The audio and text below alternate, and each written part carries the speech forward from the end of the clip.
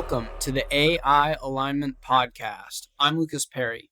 Today, we have an episode with Andrés, Gómez, Emilsson, and David Pearce on identity. This episode is about identity from the ontological, epistemological, and phenomenological perspectives. In less jargony language, we discuss identity from the fundamental perspective of what actually exists, of how identity arises given functional world models and self-models in biological organisms, and of the subjective or qualitative experience of self or identity as a feature of consciousness. Given these angles on identity, we discuss what identity is, the formation of identity in biological life via evolution, why identity is important to explore, and its ethical implications and implications for game theory. And we directly discuss its relevance to the AI alignment problem and the project of creating beneficial AI.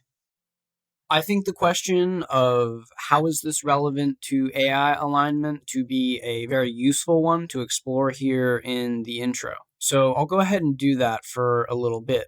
The AI alignment problem can be construed in the technical limited sense of the question of how to program AI systems to understand and be aligned with human values, preferences, goals, ethics, and objectives.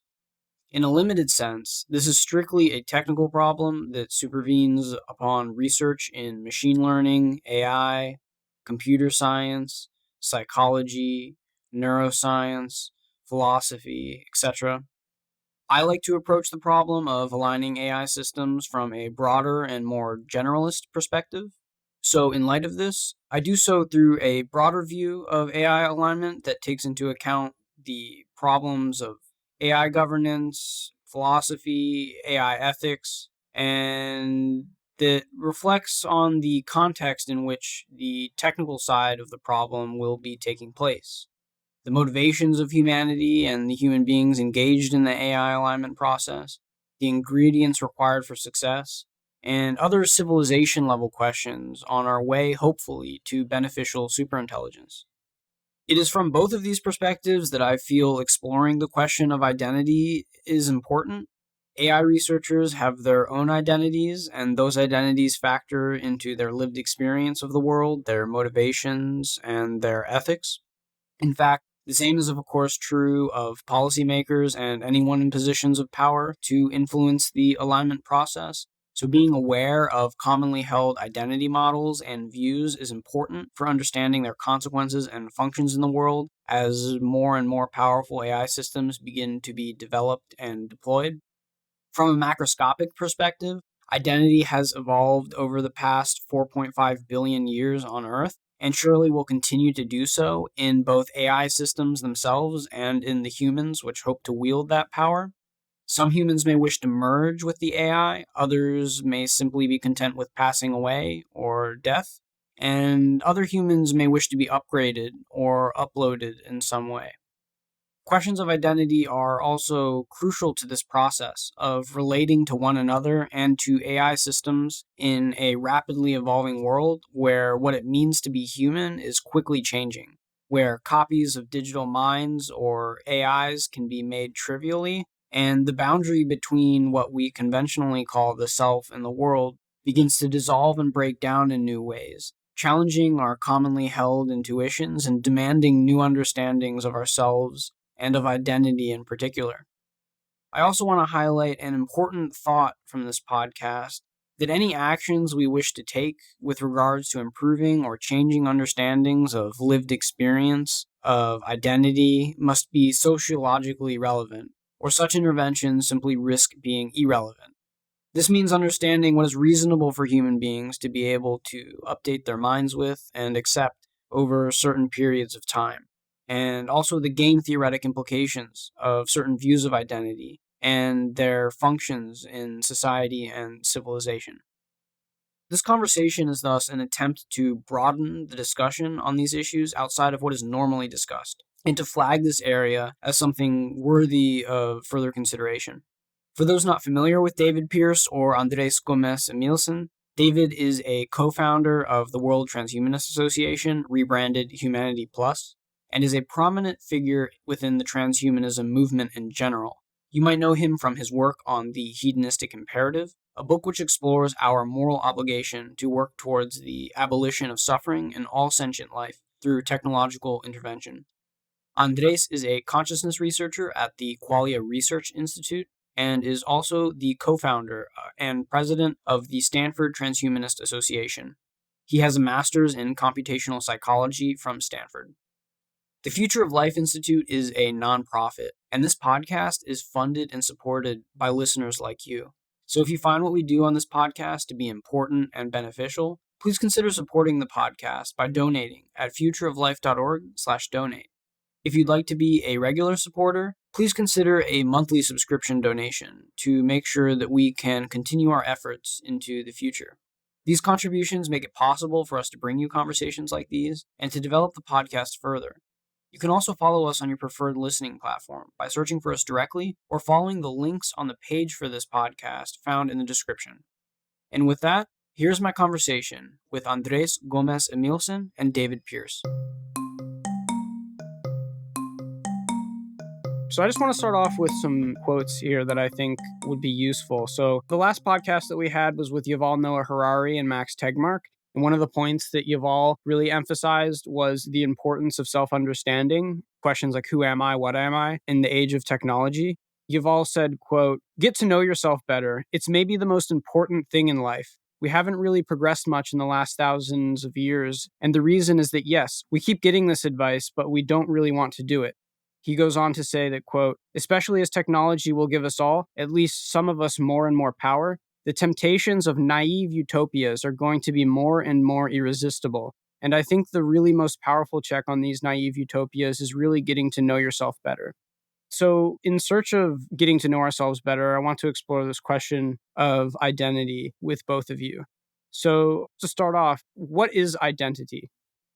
One problem is that we have more than one conception of identity. There is the strict logical sense, what philosophers call the indiscernibility of identicals. If A equals B, then anything true of A is true of B.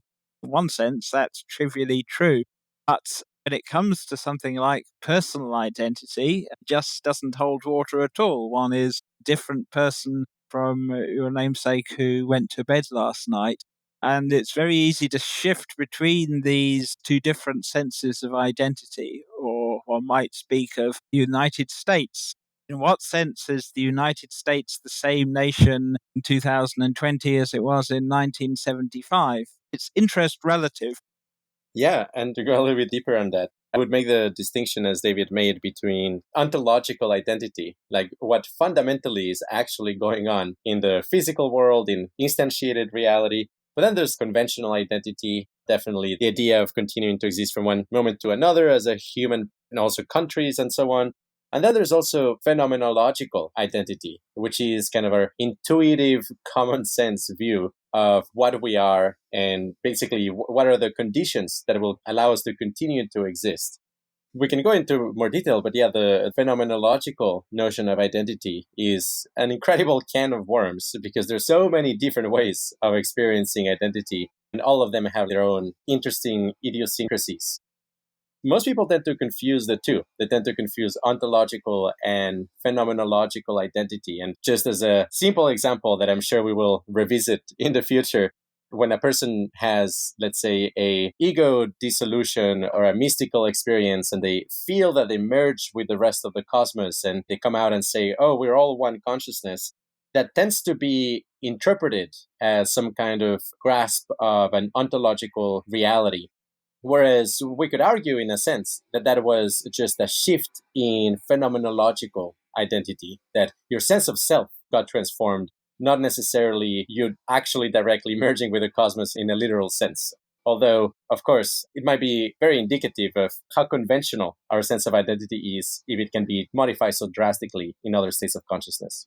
Right. And so let's just start with the ontological sense. How does one understand or think about identity from the ontological side?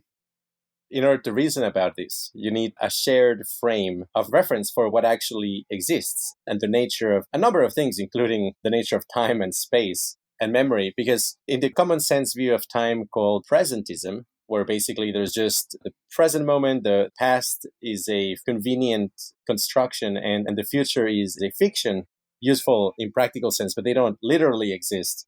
In that sense, this notion that A equals B, in the sense of like, hey, you could modify what happens to A and that will automatically also modify what happens to B, kind of makes sense. And you can perhaps think of identity as moving over time along with everything else.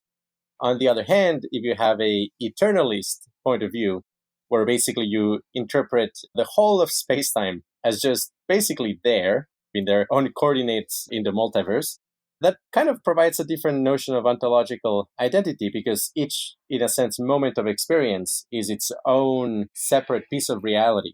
In addition, you also need to consider the question of connectivity, like in what way different parts of reality are connected to each other. And in a conventional sense, as you go from one second to the next, you continue to be connected to yourself in an unbroken stream of consciousness. And this has actually led some philosophers to hypothesize that the proper unit of identity is from the moment in which you wake up to the moment in which you go to sleep, because that's an unbroken chain of stream of consciousness. But from a scientific and philosophically rigorous point of view, it's actually difficult to make the case that our stream of consciousness is truly unbroken. And definitely, if you have a eternalist point of view on experience and on the nature of time, what you will instead see is from the moment you wake up to the moment you go to sleep, there's actually been an extraordinarily large amount of snapshots of discrete moments of experience. And in that sense, each of those individual moment of experiences would be its own ontologically separate individual. Now, one of the things that become kind of complicated with a kind of an eternalist account of time and identity is that you cannot actually change it. There's nothing you can actually do to A. So like that reasoning of if you do anything to A and A equals B, then the same will happen to B, doesn't even actually apply in here, because everything is already there. You cannot actually modify A any more than you can modify the number 5. Yes, it's a rather depressing perspective in many ways, the eternalist view. If one internalizes it too much, it can lead to a sense of fatalism and despair. A lot of the time, it's probably actually best to think of the future as open. Okay, so this helps to clarify some of the ontological part of identity. Now, you mentioned this phenomenological aspect, and I want to say also the epistemological aspect of identity. Could you unpack those two and maybe clarify this distinction for me if you wouldn't parse it this way? But I guess I would say that the epistemological one is the models that human beings have about the world and about ourselves.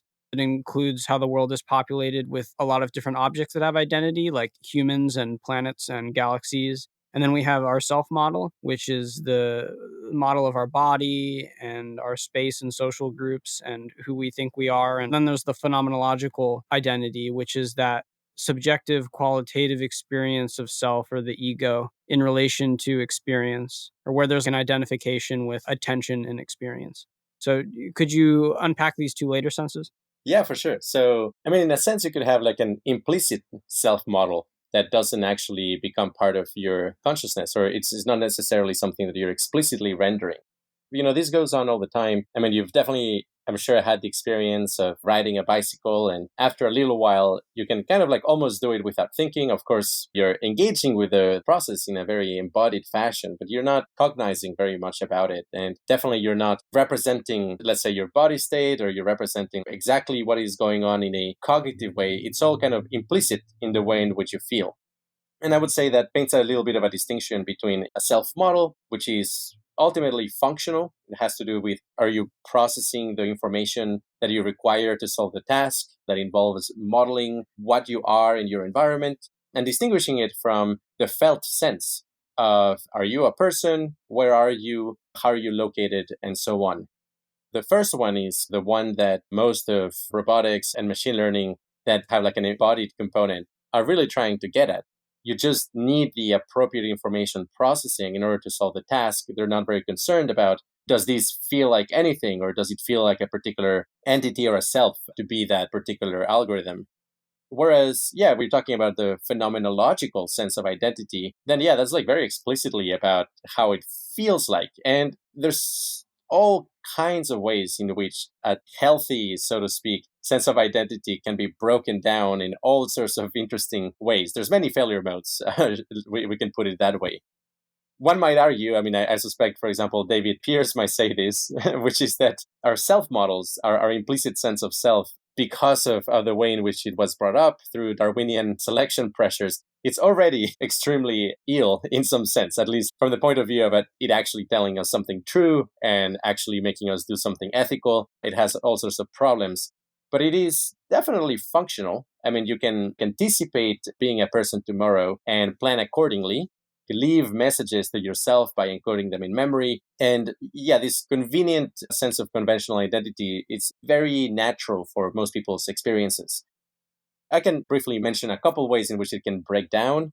One of them is depersonalization. It's a particular psychological disorder where one stops feeling like a person, and it might have something to do with basically not being able to synchronize with your bodily feelings in such a way that you don't actually feel embodied. You may feel kind of a disincarnate entity or just a witness experiencing a human experience, but not actually being that person.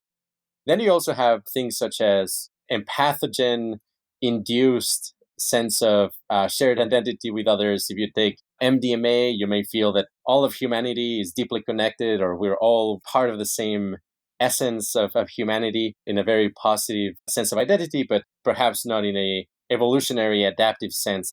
Finally, is people with a multiple personality disorder, where in a sense they have like a very unstable sense of who they are. And sometimes it can be so extreme that there's kind of epistemological blockages from one sense of self to another.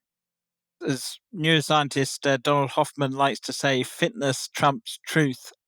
Each of us runs a world simulation, but it's not an impartial, accurate, faithful world simulation.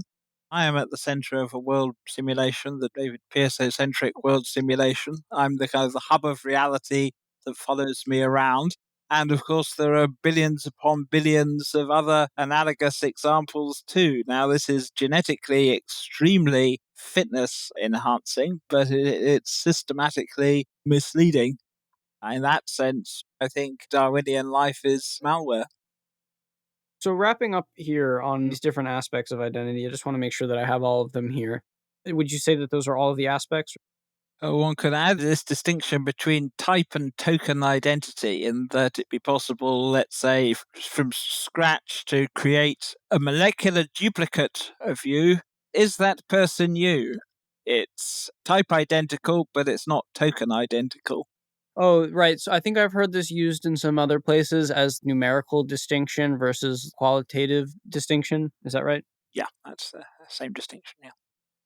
So, unpacking here more about what identity is, let's talk about it purely as something that the world has produced. So, what can we say about the evolution of identity in biological life? What is the efficacy of certain identity models in Darwinian evolution? I would say that self models most likely have existed potentially since pretty early on in the evolutionary timeline. You may argue that in some sense, even a bacteria has like some kind of self model. But again, a self model is really just functional. The bacteria does need to know, at least implicitly, its size in order to be able to navigate its environment, follow chemical gradients, and so on, not step on itself. But that's not the same, again, as a phenomenal sense of identity. And that one, I would strongly suspect, came much later, perhaps with the advent of the first primitive nervous systems. That would be only if actually running that phenomenal model is giving you some kind of fitness advantage. One of the things that you will encounter with David and I is that we think that phenomenally bound experiences have a lot of computational properties. And in a sense, the reason why we're conscious has to do with the fact that unified moments of experience are doing computationally useful legwork. It comes when you merge implicit self models in just the functional sense together with the computational benefits of actually running a conscious system that perhaps for the first time in history, you will actually have a phenomenal self model. Now, I would suspect probably in the Cambrian explosion, this was already going on to some extent. All of these interesting evolutionary oddities that happen in the Cambrian explosion probably had like some kind of rudimentary sense of self. I would be skeptical that is going on, for example, in plants. One of the key reasons is that running a real-time world simulation in a conscious framework is very calorically expensive. Yes. It's a scandal. What, evolutionarily speaking, is consciousness for? I mean, what can a P-zombie not do? The perspective that Andrés and I are articulating is that essentially what makes biological minds special is phenomenal binding. The capacity to run real time, phenomenally bound world simulations, i.e., not just to be 86 billion discrete membrane bound pixels of experience, but somehow an entire cross modally matched real time world simulation made up of individual objects somehow bound into a unitary self, the unity of perception, is extraordinarily computationally powerful and adaptive. Now, simply saying that it's extremely fitness enhancing doesn't explain it, because something like telepathy would be extremely fitness enhancing too, but it's physically impossible. But yes, how biological minds actually manage to run phenomenally bound world simulations is unknown. It would seem to be classically impossible. One way to appreciate just how advantageous non-psychotic phenomenal binding is to look at syndromes where it even partially breaks down. Simultanic nausea, where one can only see one object at once, or motion blindness, akinetopsia, where you can't actually see moving objects, or florid schizophrenia. Now, just imagine those syndromes combined. Why aren't we just micro-experiential zombies? Do we have any interesting points here to look at in the evolutionary tree for where identity is substantially different from ape consciousness? Like, if we look back at human evolution, it seems that it's given the apes, and particularly our species, a pretty strong sense of self. And that gives rise to much of our ape socialization and politics. So I'm wondering if there's anything else, like maybe insects or other creatures that have gone a different direction. And also, if you guys might be able to speak a little bit on the formation of ape identity. Definitely, I think like the perspective of the selfish gene is pretty illuminating here. Nominally, our sense of identity is kind of the sense of one person, one mind. In practice, however, if you make sense of identity as well in terms of that which you want to defend or that which you consider worth preserving, you will see that people's sense of identity also extends to their family members. And of course, with a neocortex and ability to create more complex associations, then you have crazy things like sense of identity being based on race or country of origin or other constructs like that that are building on top of imports from the sense of, hey, the people who are familiar to you feel more like you. It's genetically adaptive to have that. And from the point of view of the selfish gene, genes that could recognize themselves in others and favor the existence of others that also share the same genes are more likely to reproduce. And that's called inclusive fitness in biology, that you're not just trying to survive yourself or make copies of yourself, you're also trying to help those that are very similar to you do the same. Almost certainly, it's a huge aspect of how we perceive the world. Just anecdotally, from a number of trip reports, there's like this interesting thread of how some chemicals like MDMA and 2CB, for those who don't know, it's kind of these pathogenic psychedelic, that people get the strange sense that people they've never met before in their life are as close to them as a cousin or maybe a half brother, half sister. And it's a very comfortable and quite beautiful feeling. And you could imagine that nature was very selective on who do you give that feeling to in order to maximize inclusive fitness. All of these builds up to the overall prediction I would make that the sense of identity of ants and other extremely social insects might be very different. The reason being that they're genetically incentivized to basically treat each other as themselves. Most ants themselves don't produce any offspring. They are genetically sisters, and all of their genetic incentives are into basically helping the queen pass on the genes into other colonies. And in that sense, I would imagine an ant probably sees other ants of the same colony pretty much as themselves. Yes, there's an extraordinary finding a few years ago of members of one species of social ant actually passed the mirror test, which has traditionally been regarded as the gold standard of concept of a self. And it was shocking enough to many people when a small fish was shown to be capable of mirror self-recognition. If ants can pass the mirror test, it suggests some form of metacognition, self-recognition is extraordinarily ancient. So, what is it that distinguishes humans from non human animals? I suspect it's relating to something which is still physically unexplained. How is it that a massively parallel brain gives rise to serial logico linguistic thought? Unexplained, but I would say that is what distinguishes us most of all, not our possession of a self concept. So, is there such a thing as a right answer to questions of identity? Or is it fundamentally just something that's functional? Or is it ultimately arbitrary? I think there is a right answer. From a functional perspective, there's just so many different ways of thinking about it. And I mean, as I was describing, perhaps with ants and humans, their sense of identity is probably pretty different. But, they both are useful for passing on the genes. So in that sense, they're all equally valid. Imagine in the future some kind of a swarm mind that also has its own distinct, functionally adaptive sense of identity. And I mean, in that sense, yeah, there's no ground truth to what it should be from the point of view of functionality. It really just depends on what is the replication unit. Ontologically, though, I think there is a case to be made that either open or empty individualism are true. Maybe it would be good to define those terms first. Before we do that, your answer then is just that yes, you suspect that also ontologically, in terms of fundamental physics, there are answers to questions of identity. Like identity itself isn't a confused category. Yeah, I don't think it's leaky reification, as they say.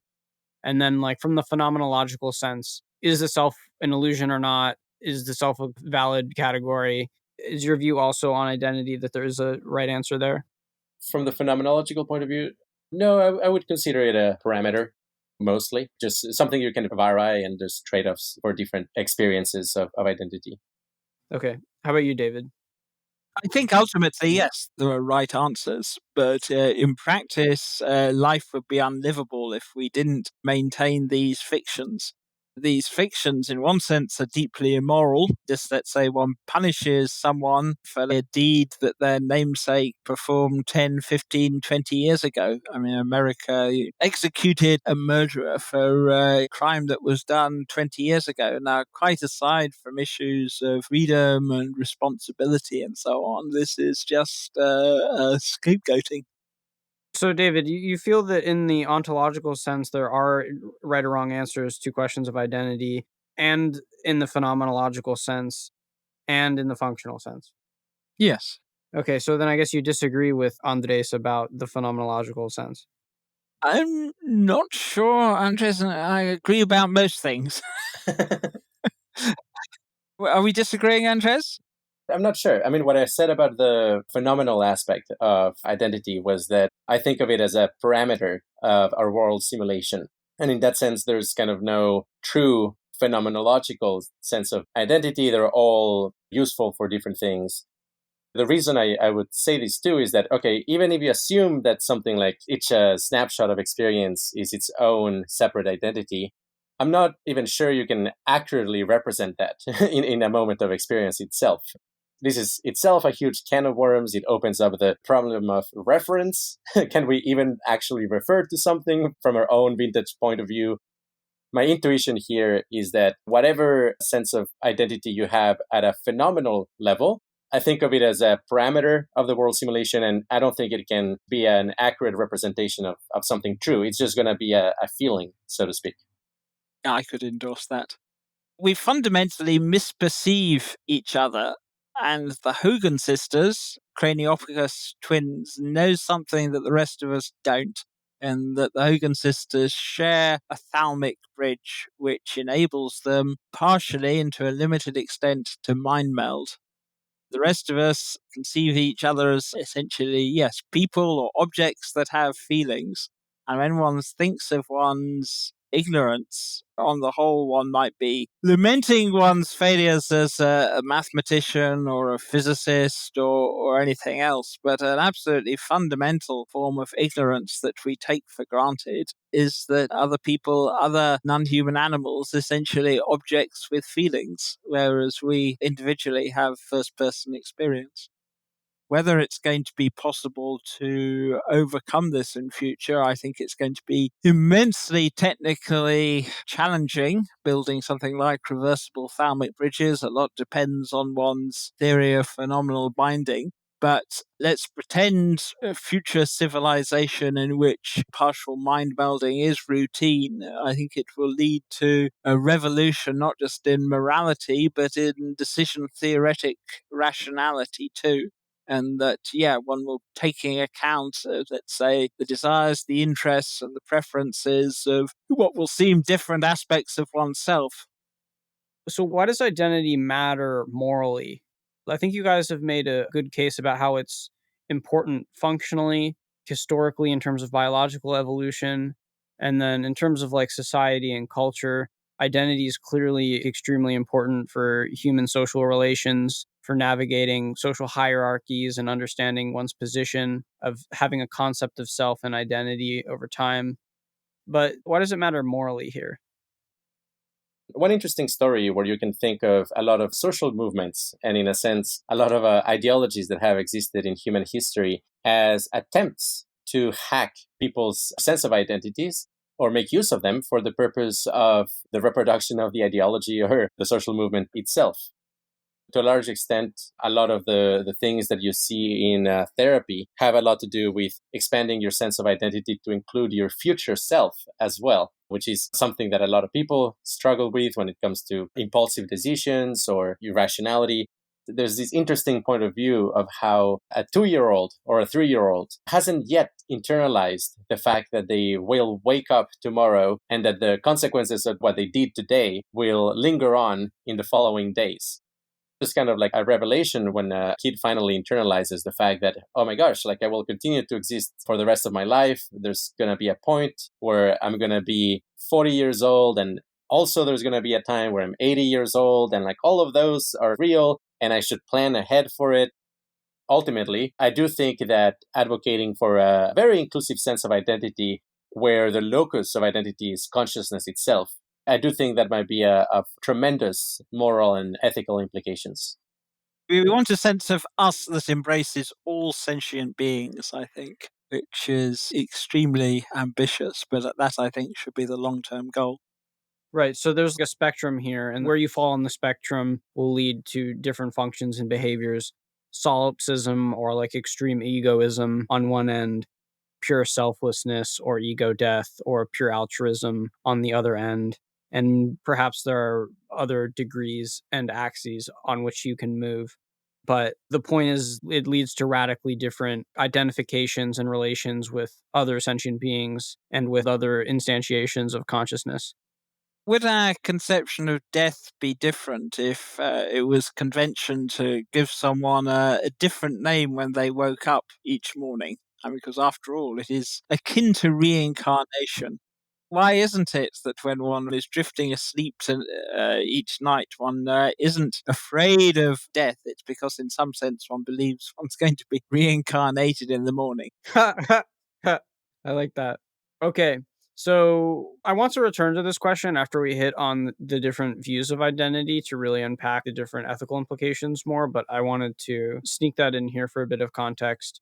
So, pivoting back to this sort of historical and contextual analysis of identity, we talked about biological evolution as like instantiating these things.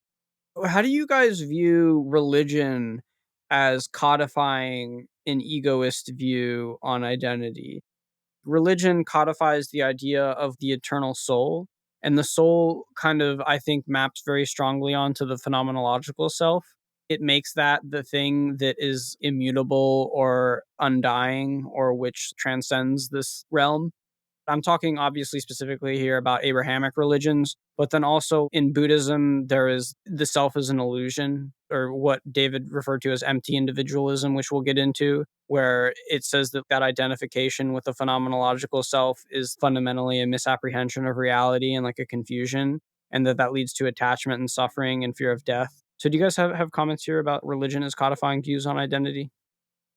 I mean, I think it's definitely really interesting that there are different views of identity in religion.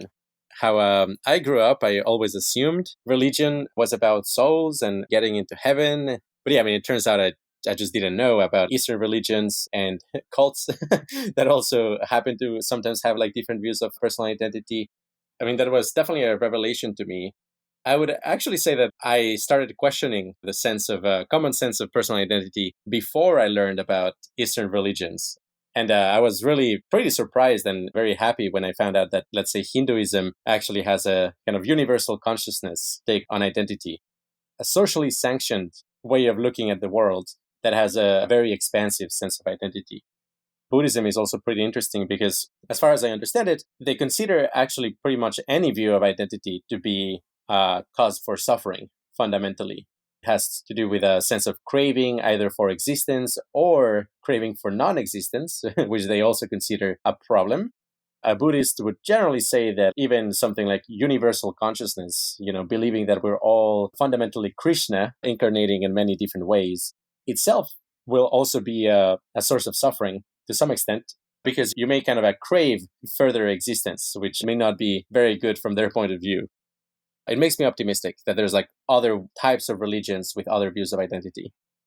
Yeah, so one of my earliest memories that my mother belonged to Order of the Cross, who worship Father Mother, a very obscure, small, vaguely Christian denomination, non-sexist, and I recall being told age 5 that I could be born again. Might be as a little boy, but it might be as a little girl because gender didn't matter. And I was absolutely appalled at this, at the age of 5 or whatnot, because, yeah, in some sense, girls were that I couldn't actually express this defective. And religious conceptions of identity vary immensely. I mean, one thinks of something like original sin in Christianity. So, yeah, I mean, I could make a lot of superficial comments about religion, but one would need to actually explore in detail the different religious traditions and their differing conceptions of identity. What are the different views on identity? If you can say anything, why don't you hit on the ontological sense and the phenomenological sense? Or if we just want to stick to the phenomenological sense, then we can. I mean, are you talking about open, empty, closed? Yeah. So that would be the phenomenological sense, yeah? No, actually, I would claim those are attempts at getting at the ontological sense. Okay. If you do truly have a soul ontology, something that implicitly a very large percentage of the human population have, that would be, yeah, in this view called a closed individualist perspective. Common sense, you start existing when you're born, you stop existing when you die. You're just a stream of consciousness. Even perhaps more strongly, you're a soul that has experiences, but experiences maybe are not fundamental to what you are. Then there is the more Buddhist and definitely more generally scientifically minded view, which is empty individualism, which is that you only exist as a moment of experience. And from one moment to the next, you're a completely different entity. And then finally, there is open individualism, which is like Hinduism, claiming that we are all one consciousness fundamentally. There is a ontological way of thinking of these notions of identity. It's possible that a lot of people think of them just phenomenologically, or they may just think like there's no further fact beyond the phenomenal, in which case something like closed individualism for most people most of the time is self-evidently true, because you are kind of moving in time and you can notice that you continue to be yourself from one moment to the next. Then, of course, what would it feel like if you weren't the same person from one moment to the next? Well, each of those moments might completely be under the illusion that it is a continuous self.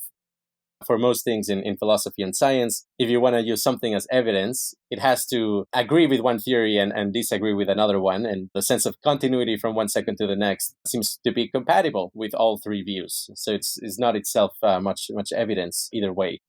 States of depersonalization are probably much more akin to empty individualism from a phenomenological point of view. And then you have ego death and definitely some experiences of the psychedelic variety, especially high doses psychedelics, tend to produce very strong feelings of open individualism that often comes in the form of noticing that your conventional sense of self is very buggy and doesn't seem to track anything real, but then realizing that you can identify with awareness itself. And if you do that, then in some sense, automatically, you realize that you are every other experience out there, since the fundamental ingredient of a witness or awareness is shared with every conscious experience. These views on identity are confusing to me because agents haven't existed for most of the universe, and I don't know why we need to privilege agents in our ideas of identity. They seem to me just emergent patterns of a big, ancient, old physical universe process that's unfolding. It's confusing to me that just because there are complex self and world modeling patterns in the world, that we need to privilege them with some kind of shared identity across themselves or across the world. Do you see what I mean here? Oh yeah, definitely. I'm not a agent centric, and I mean, in a sense, like also like all of these other exotic feelings of identity, often also come with states of low agency. You actually don't feel that you have much of a choice in what you could do. I mean, definitely depersonalization, for example, often comes with a sense of inability to make choices, that actually it's not you who's making the choice, they're just unfolding and happening. Of course, in some meditative traditions, that's considered a path to awakening, but in practice, for a lot of people, that's a very unpleasant type of experience. It sounds like I might be privileging agents. I would say that's not the case. If you kind of zoom out and you see the bigger worldview, it includes basically this concept, David calls it non materialist, physicalist idealism, where the laws of physics describe the behavior of the universe, but that which is behaving according to the laws of physics is qualia, is consciousness itself. I take very seriously the idea that a given molecule or a particular atom contains moments of experience. It's just perhaps very fleeting and very dim, or just not very relevant in many ways. But I do think it's there. And sense of identity, maybe not in a phenomenal sense. I don't think an atom actually feels like an agent over time. But continuity of its experience and the boundaries of its experience would have strong bearings on ontological sense of identity. There's obviously a huge jump between talking about the identity of atoms and then talking about the identity of a moment of experience, which presumably is an emergent effect of 100 billion neurons themselves made of just so many different atoms. Crazy as it may be, it is both David Pearce's view and my view that actually each moment of experience does stand as an ontological unit. It's just an ontological unit of a certain kind that usually we don't see in physics, but it is both physical and ontologically closed. Maybe you could unpack this. You know, mereological nihilism. Maybe I privilege this view where I just am trying to be as simple as possible and not build up too many concepts on top of each other. Mereological nihilism basically says that there are no entities that have parts. Everything is partless. All that exists in reality is individual monads, so to speak, things that are like fundamentally self existing. But that if you have, let's say, monad A and monad B just put together side by side, that doesn't entail that now there is a monad AB that kind of mixes the two. Or if you put a bunch of fundamental quarks together, that it makes something called an atom. You would just say that it's quarks arranged atom wise. There's the structure and the information there, but it's just made of the monads. Right. And the atom is a wonderful case, basically the same as a molecule, where I would say mereological nihilism with fundamental particles as just the only truly existing beings does seem to be false when you look at how, for example, molecules behave. The building block account of how chemical bonds happen, which is kind of with these Lewis diagrams of how you can have a single bond or double bond, and you have the octet rule, and you're trying to build these chains of atoms strung together, and all that matters for those diagrams is what each atom is locally connected to. However, if you just use these in order to predict what molecules are possible and how they behave and their properties, you will see that there's a lot of artifacts that are empirically disproven. And over the years, chemistry has become more and more sophisticated, where eventually it's come to the realization that you need to take into account the entire molecule at once in order to understand what its quote unquote dynamically stable configuration, which involves all of the electrons and all of the nuclei simultaneously interlocking into a particular pattern that self-replicates. And it has new properties over and above the parts. Exactly. That doesn't make any sense to me or my intuition, so maybe my intuitions are just really wrong.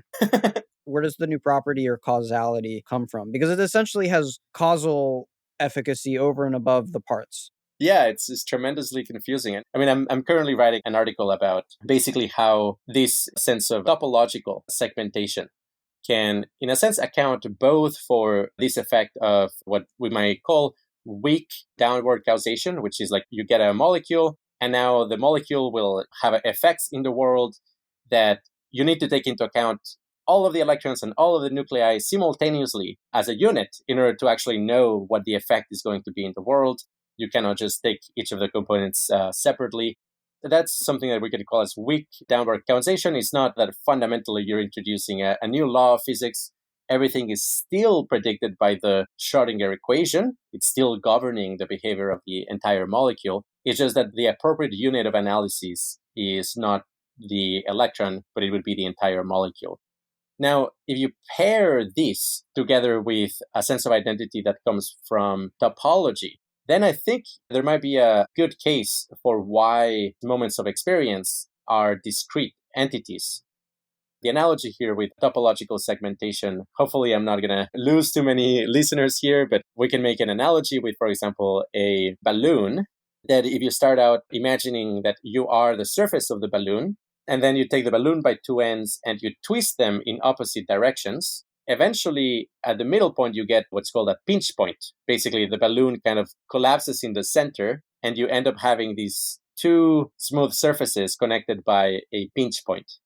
Each of those twists creates a new topological segment, or in a sense is like segmenting out the balloon. You could basically interpret things such as molecules as new topological segmentations of what's fundamentally the quantum fields that is implementing them. Usually, the segmentations may look like an electron or a proton, but if you assemble them together just right, you can get them to essentially melt with each other and become one topologically continuous unit. The nice thing about this account is that you get everything that you want. You explain, on the one hand, why identity would actually have causal implications, and it's this weak downward causation effect. At the same time as like being able to explain how is it possible that the universe can break down into many different entities, well, the answer is the way in which it's breaking down is through topological segmentations. You end up having these kind of self-contained regions of the wave function that are discommunicated from the rest of it. And each of those might be a different subject of experience. It's very much an open question, the intrinsic nature of the physical.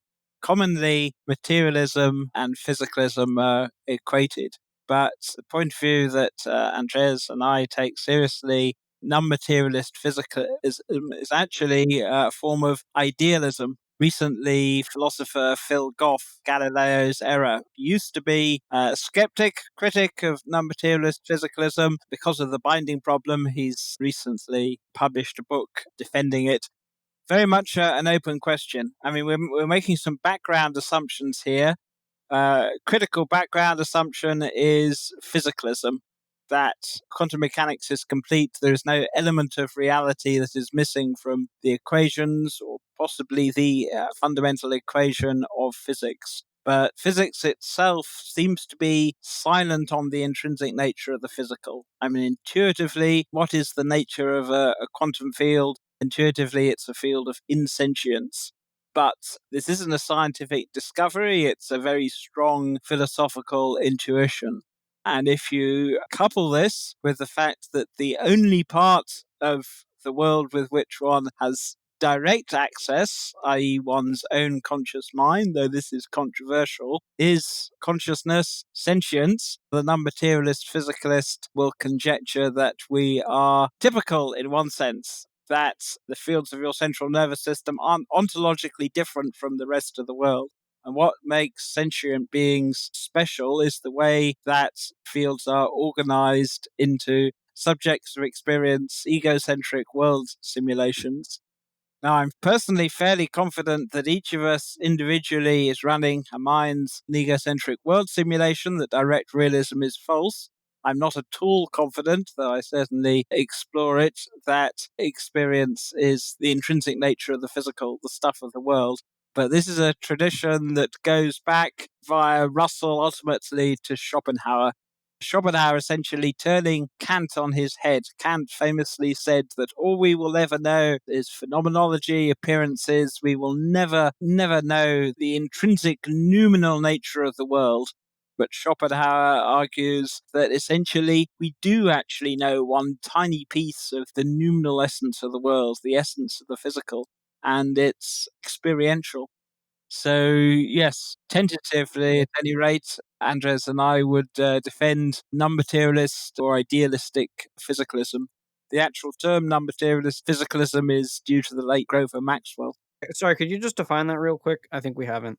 Physicalism is the idea that no element of reality is missing from the equations of physics, presumably some relativistic generalization of the Schrödinger equation. It's a kind of naturalism, too. Oh, yes, it is naturalism. There are some forms of idealism and panpsychism that are non-naturalistic, but this is uncompromisingly monist. Non-materialist physicalism isn't claiming that primitive experience is attached in some way to fundamental physical properties. The idea is that the actual intrinsic nature, the essence of the physical, is experiential. Stephen Hawking, for instance, was a wave function monist, a doctrinaire materialist, but he famously said that we have no idea what breathes fire into the equations and makes the universe for us to describe. Now, intuitively, of course, one assumes that the fire in the equations, Kant's noumenal essence of the world, is non-experiential. But if so, we have the hard problem, we have the binding problem, we have the problem of causal efficacy, a great mess of problems. But if, and it's obviously a huge if, the actual intrinsic nature of the physical is experiential, then we have a theory of reality that is empirically adequate, that has tremendous explanatory predictive power. Mind-bogglingly implausible, at least to those of us steeped in the conceptual framework of materialism. But yes, by transposing the entire mathematical apparatus of modern physics, quantum field theory or its generalization, onto an idealist ontology, one actually has a complete account of reality that explains the kind of the technological successes of science, its predictive power, and doesn't give rise to such insoluble mysteries as the hard problem. I think all this is like very clarifying that there are also background metaphysical views which people may or may not disagree upon, which are also important for identity. I also want to be careful to define some terms in case some listeners don't know what they mean. I think you hit on like 4 different things which all had to do with consciousness. The hard problem is why different kinds of computation actually, why it's something to be that computation, or like why there's consciousness correlated or associated with that experience. Then you also said the binding problem. Is the binding problem why there is a unitary experience that's, you said, modally connected earlier? Yes, I mean, if one takes the standard view from neuroscience that your brain consists of 86 billion odd discrete, decohered, membrane bound cells, then phenomenal binding, either local or global, ought to be impossible. So, yeah, this is the binding problem, this partial structural mismatch that neuroscience can apparently, if it scans your brain when you're seeing a particular perceptual object, can pick out distributed feature processors, edge detectors, motion detectors, color mediating neurons. And yet there isn't the perfect structural match that must exist if physicalism is true. And David Chalmers, from this partial structural mismatch, goes on to argue that dualism must be true. Though I agree with David Chalmers that, yes, phenomenal binding is classically impossible, if one takes the intrinsic nature argument seriously, then phenomenal unity is minted in.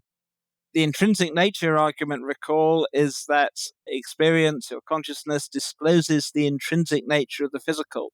Now, one of the reasons why this is so desperately plausible is it makes the fundamental psychon of consciousness ludicrously small.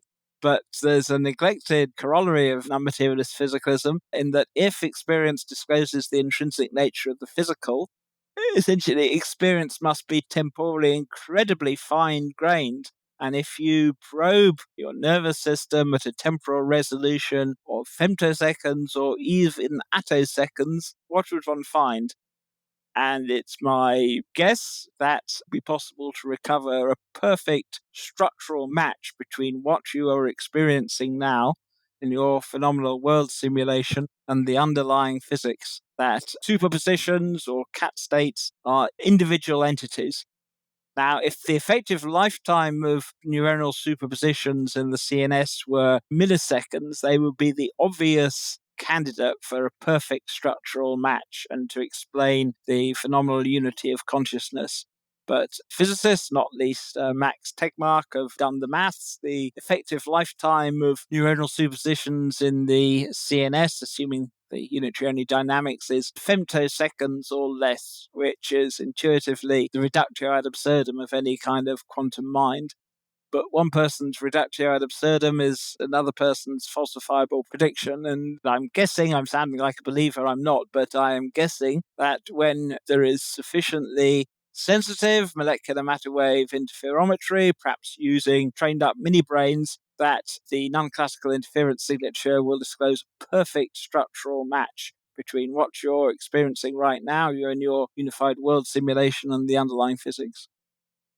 So we hit on the hard problem and also the binding problem. There was like two other ones that you threw out there earlier that I forget what they were. Yeah, the problem of causal efficacy. How is it that you and I can discuss consciousness? How is it that the raw fields of consciousness have not merely the causal, but also the functional efficacy to inspire discussions of their existence? And then what was the last one? What's been called the Palette problem, Palettte, as in the fact that there is tremendous diversity of different kinds of experience, and yet the fundamental entities recognized by physics, at least on the normal tail, are extremely simple and homogeneous. What explains this extraordinarily rich palette of conscious experience? Physics exhaustively describes the structural relational properties of the world. What physics doesn't do is deal in essences, intrinsic nature. Now, it's an extremely plausible assumption that the world's fundamental fields are non experiential, devoid of any subjective properties, and this may well be the case. But if so, we have a hard problem, the problem of causal efficacy, the binding problem, the whole raft of problems. Okay, so this all serves the purpose of codifying that there's these questions up in the air about these metaphysical views which inform identity. We got here because we were talking about mereological nihilism. And Andrés said that one view that you guys have is that you can divide or cut up or partition consciousness into individual, momentary, unitary moments of experience that you claim are ontologically simple. What is your credence on this view? Phenomenological evidence. When you experience your visual field, you don't only experience one point at a time. The contents of your experience are not ones and zeros. It isn't the case that you experience one and then zero and then one again. Rather, you experience many different types of qualia varieties simultaneously. Visuals experience and auditory experience and so on. All of that gets presented to you. I take that very seriously. I mean, some other researchers may fundamentally say that that's an illusion, that there's actually never a unified experience. But I think like that has way many more problems than actually taking seriously the unity of consciousness. A number of distinct questions here. Are each of us egocentric phenomenal world simulations? And a lot of people are implicitly perceptual direct realists, even though they might disavow the label, but implicitly they assume that they have some kind of direct access to physical properties and they will associate experience with some kind of stream of thoughts and feelings behind their forehead.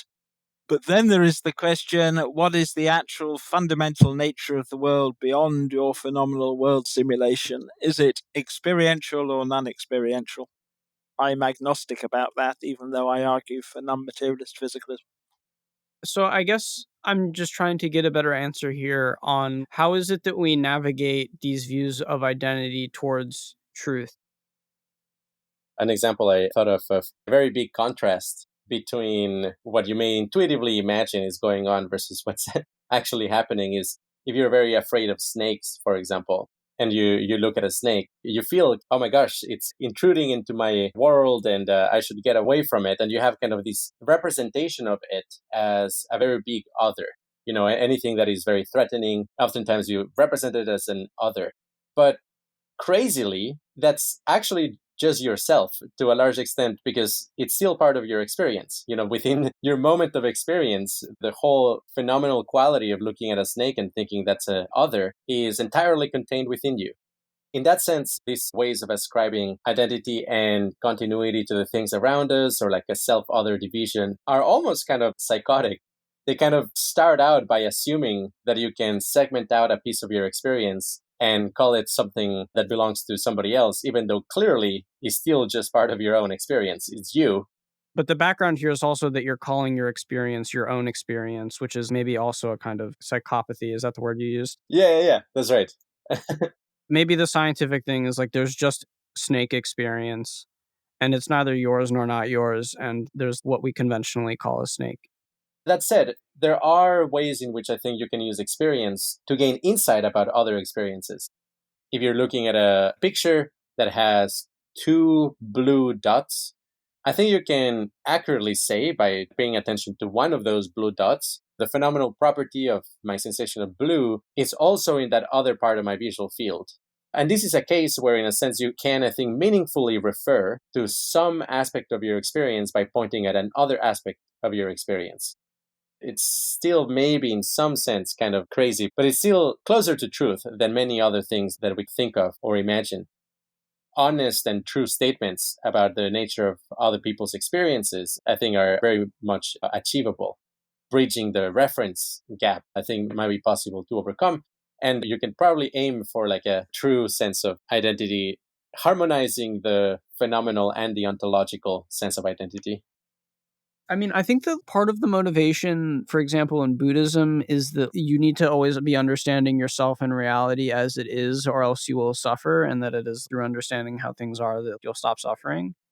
I like this point that you said about unifying the phenomenal identity and phenomenal self with what is ontologically true. But that also seems not intrinsically necessary because there's also this other point here where you can like maybe function or have the epistemology of any arbitrary identity view, but not identify with it. You don't take it as your ultimate understanding of the nature of the world or like what it means to be this limited pattern in a giant system. I mean, generally speaking, that's obviously a pretty good advice. It does seem to be something that's kind of constrained to the workings of the human mind as it is currently implemented. I mean, definitely all these Buddhist advices of don't identify with it or don't get attached to it.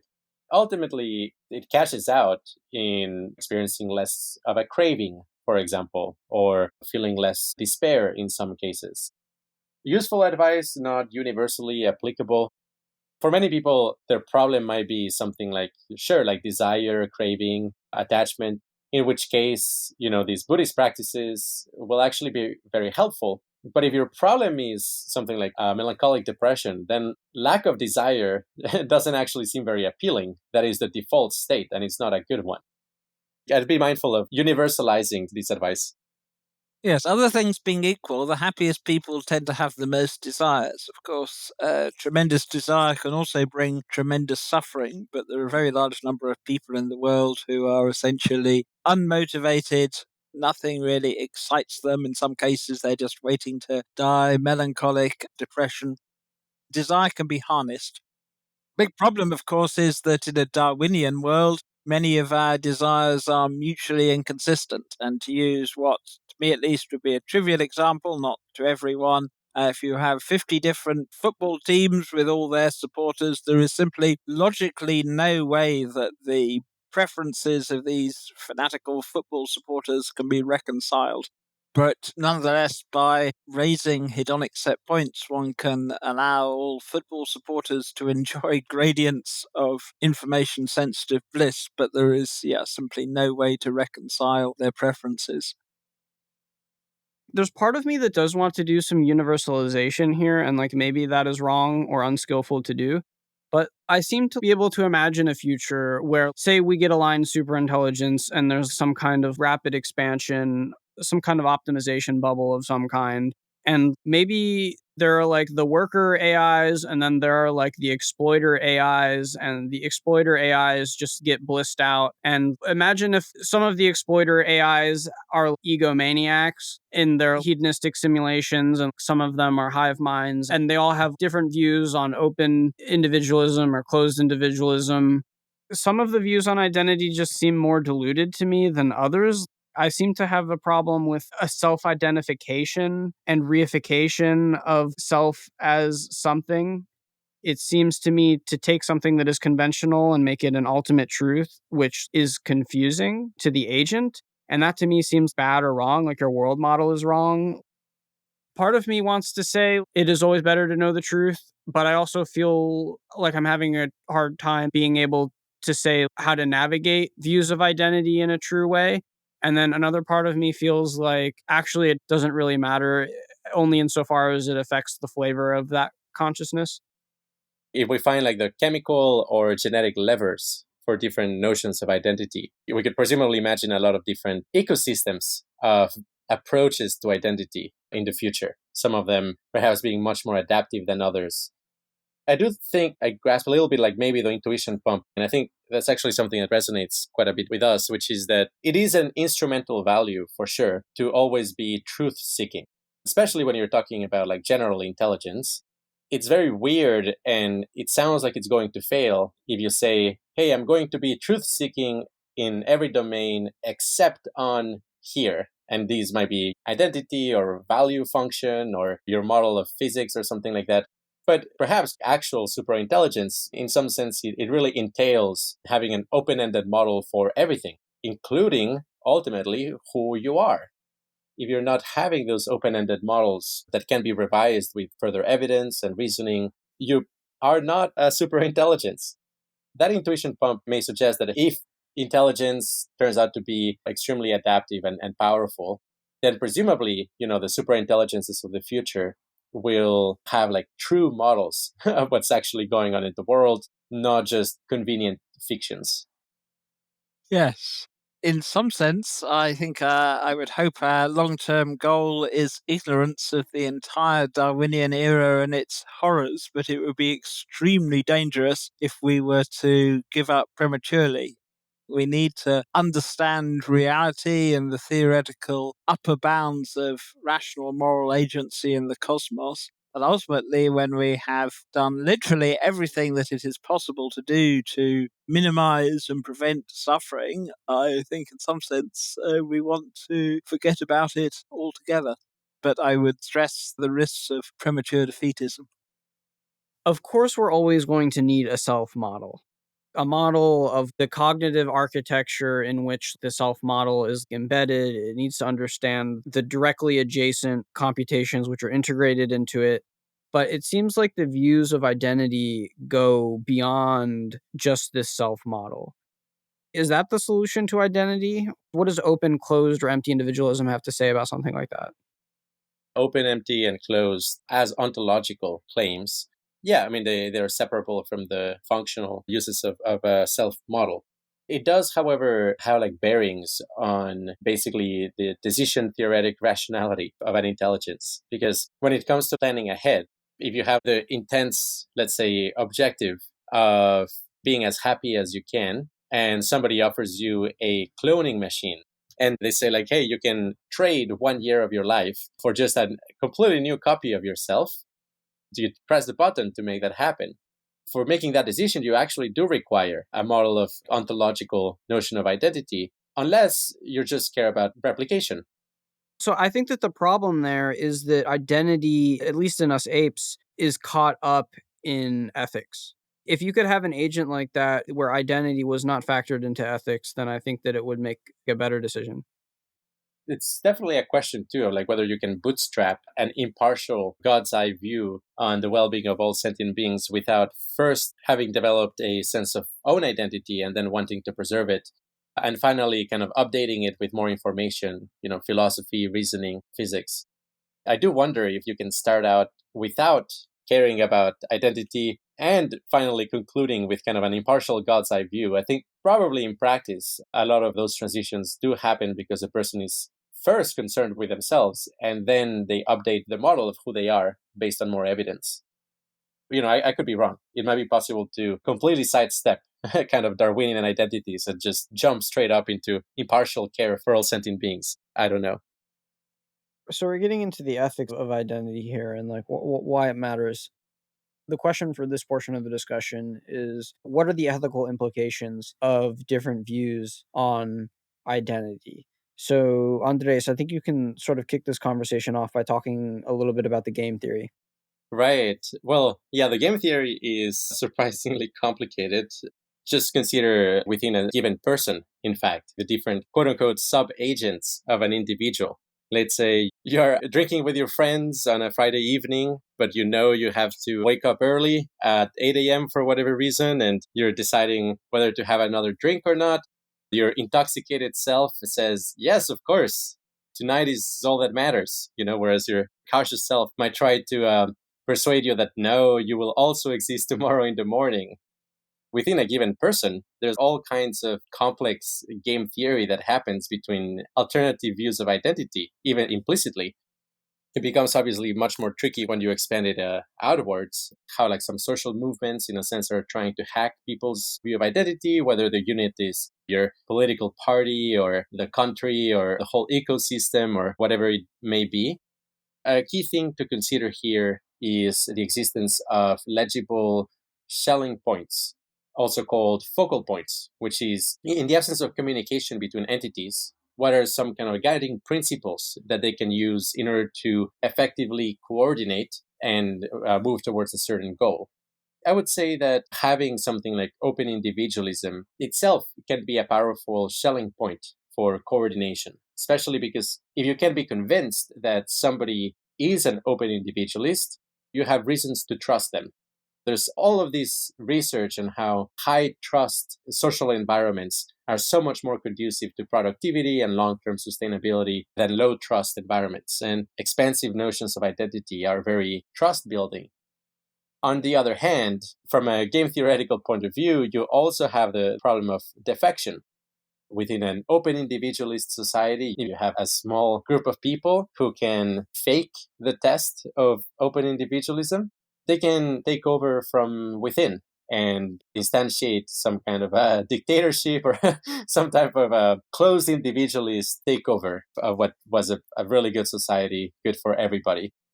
This is a serious problem, even when it comes to, for example, forming groups of people with all of them share a certain experience, for example, MDMA or 5-MeO DMT, or let's say deep stages of meditation. Even then, you've got to be careful because people who are resistant to those states may pretend that they have an expanded notion of identity, but actually covertly work towards a much more reduced sense of identity. I've yet to see a credible, game theoretically aware solution to how to make this work. If you could clarify the knobs in a person, whether it be altruism or selfishness or other things that the different views on identity turn, and if you could clarify how that affects the game theory, then I think that would be helpful. I mean, I think like the biggest nub is fundamentally what experiences count from the point of view of the fact that you expect to, in a sense, be there or expect them to be real in as real of a way as your current experience is.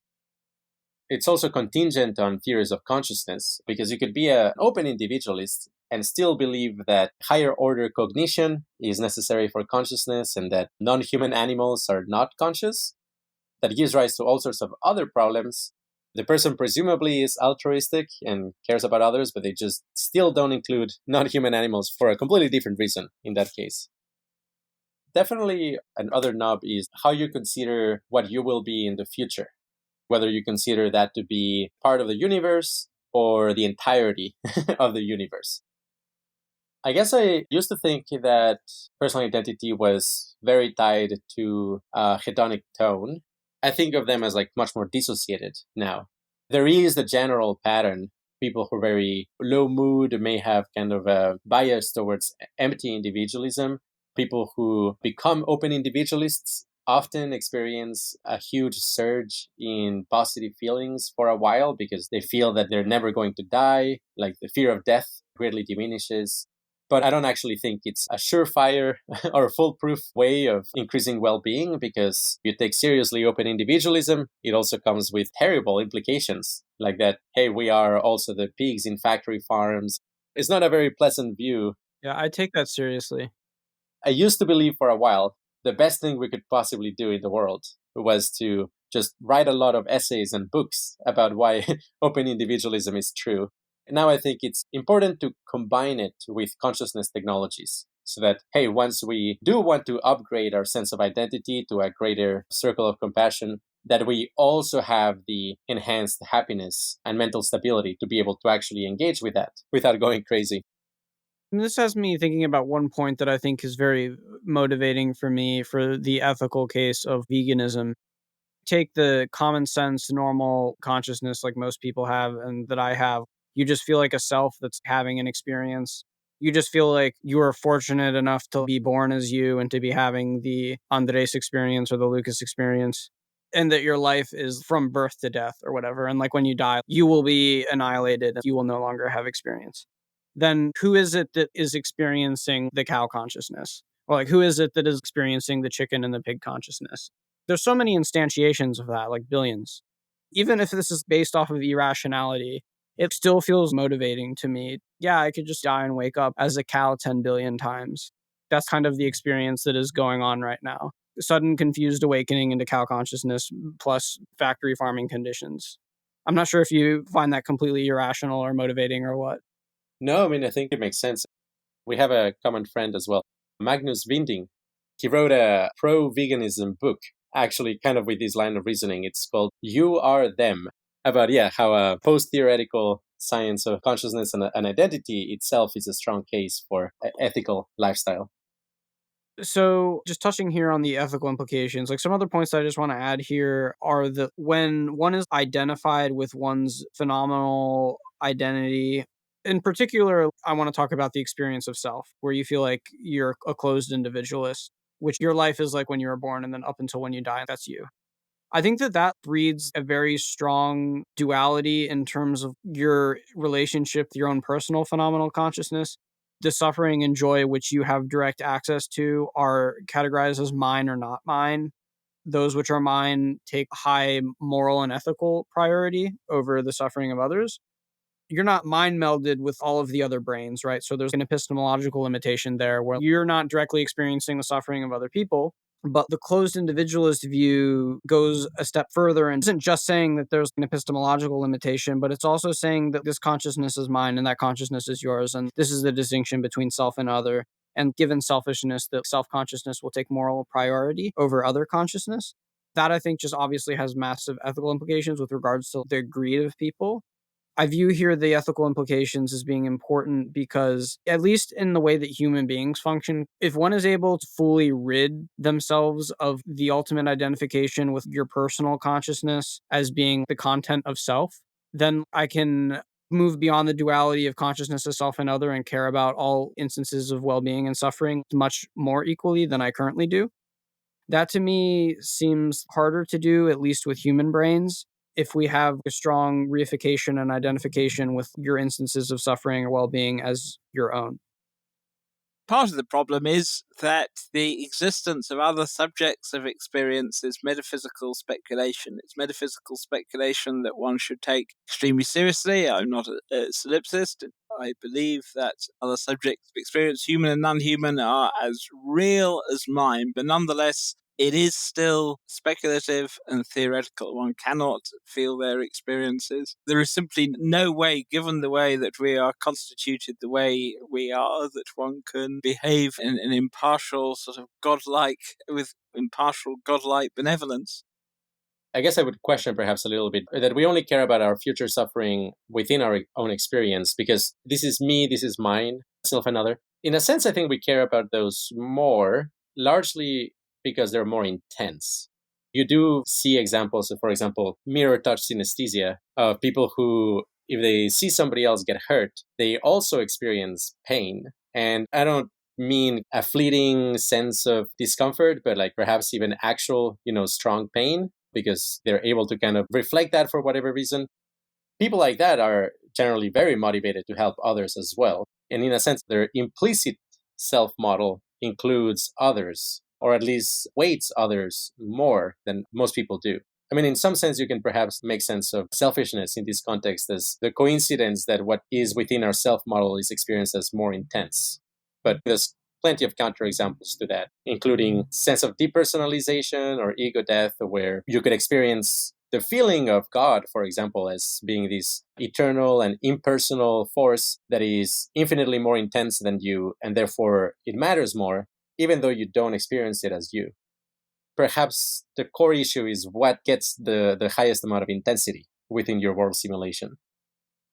Okay, so I also just want to touch on a little bit about preferences here before we move on to how this is relevant to AI alignment and the creation of beneficial AI.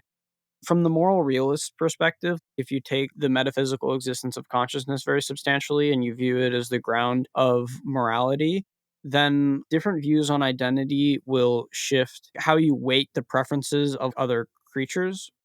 And so, from a moral perspective, whatever kinds of views of identity end up broadening your moral circle of compassion closer and closer to the end goal of impartial benevolence for all sentient beings according to their degree and kinds of worth, I would view as a good thing. But now there's this other way to think about identity because if you're listening to this and you're a moral anti realist, there is just the arbitrary evolutionary and historical set of preferences that exist across all creatures on the planet. Then the views on identity, I think, are also obviously, again, going to weigh into your moral considerations about how much to just respect different preferences, right? One might want to go beyond hedonic consequentialism here and could just be a preference consequentialist. You could be a deontological ethicist or a virtue ethicist too. We could also consider about how different views on identity as lived experiences would affect what it means to become virtuous. If being virtuous means moving beyond the self actually. I think I understand what you're getting at. I mean, really, there's kind of two components to ontology. One is what exists, and then the other one is what is valuable. You can arrive at something like open individualism just from the point of view of what exists, but still have disagreements with other open individualists about what is valuable. Alternatively, you could agree on what is valuable with somebody, but completely disagree on what exists. To get the power of cooperation, of open individualism as a selling point, there also needs to be some level of agreement on what is valuable, not just what exists. It definitely sounds arrogant, but I do think that by the same principle by which you arrive at open individualism or empty individualism, basically non standard views of identities, you can also arrive at hedonistic utilitarianism. And that is, again, like the principle of really caring about knowing who or what you are fundamentally. To know yourself more deeply also entails understanding from second to second how your preferences impact your state of consciousness. It is my view that just as open individualism, you can think of it as the implication of taking a very systematic approach to make sense of identity. Likewise, philosophical hedonism is also an implication of taking a very systematic approach at trying to figure out what is valuable. How do we know that pleasure is good? Yeah, I mean, does the pleasure-pain axis disclose the world's intrinsic metric of disvalue? There is something completely coercive about pleasure and pain, and one can't transcend the pleasure-pain axis. Taking heroin or enhanced interrogation, there is no one with an inverted pleasure-pain axis. Supposed counterexamples like sadomasochists, in fact, just validate the primacy of the pleasure-pain axis. What follows from the primacy of the pleasure-pain axis? Should we be aiming, as classical utilitarians urge, to maximize the positive abundance of subjective value in the universe, or at least our forward light cone? But if we are classical utilitarians, there is this latently apocalyptic implication of classical utilitarianism that we ought to be aiming to launch something like a utilitronium or hedonium shockwave, where utilitronium or hedonium is matter and energy optimized for pure bliss.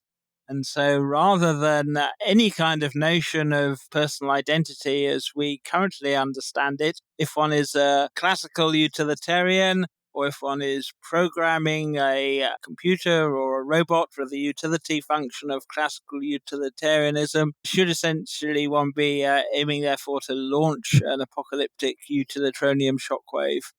Or alternatively, should one be trying to ensure that the abundance of positive value within our cosmological horizon is suboptimal by utilitarian criteria?